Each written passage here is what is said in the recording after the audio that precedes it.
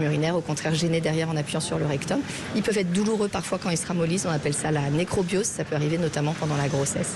Est-ce que c'est la même chose que les polypes utérins ou ça n'a rien à voir? Ça n'a rien à voir, les polypes eux, ils sont développés au niveau de l'endomètre. En fait un polype de façon générale c'est une petite excroissance qui se met dans la lumière, c'est-à-dire à l'intérieur d'un organe, on peut en avoir dans la gorge, on peut en avoir sur le tube digestif et donc on peut en avoir dans l'utérus. Alors vous avez un peu amorcé la réponse lorsque je vous ai demandé si les kystes, les fibromes ne pouvaient se rompre. Vous avez dit non, ce ne sont pas des kystes, mais justement, qu'est-ce que c'est qu'un kyste au niveau de l'utérus, des ovaires? Est-ce qu'on peut en avoir? Est-ce que ça peut faire mal d'ailleurs? Alors les kystes c'est des boules...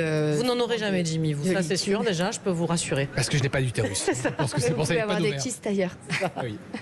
Donc les kystes, on en a principalement, pour ce qui est de nos pathologies gynécologiques sur les ovaires.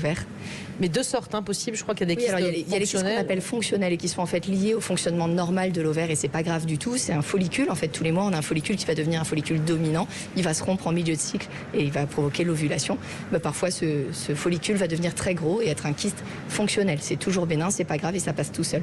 À l'inverse, il y a les kystes qu'on appelle organiques qui peuvent être liquidiens, tissulaires, parfois mixtes et qui peuvent être bénins ou par contre malins, c'est possible aussi. Et on les découvre souvent de façon fortuite, c'est ça, à l'échographie par hasard? C'est-à-dire qu'on savait même pas qu'il y en avait? Si le kyste ne fait pas mal, on peut s'en rendre compte complètement par hasard à l'échographie, tout à fait. Alors justement, il y a aussi ce qu'on appelle le syndrome des ovaires polykystiques ou SOPK.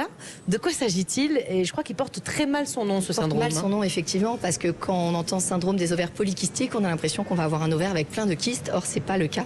C'est un ovaire qui sera plein de follicules. Les follicules, encore une fois, c'est normal d'en avoir.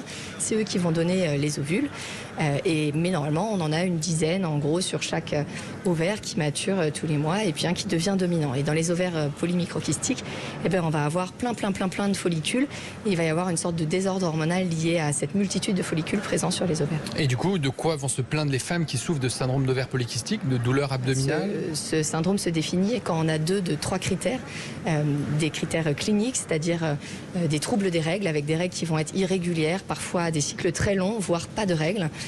Une hyperandrogénie, c'est-à-dire trop d'hormones mâles et ça peut se traduire par une hyperpilosité ou de l'acné. Et puis à l'échographie, on va compter beaucoup de follicules sur les ovaires. Très rapidement, puisqu'on n'a plus beaucoup de temps, comment on sait qu'éventuellement on a ça, on souffre de ça? Qu'est-ce qui doit pousser à consulter?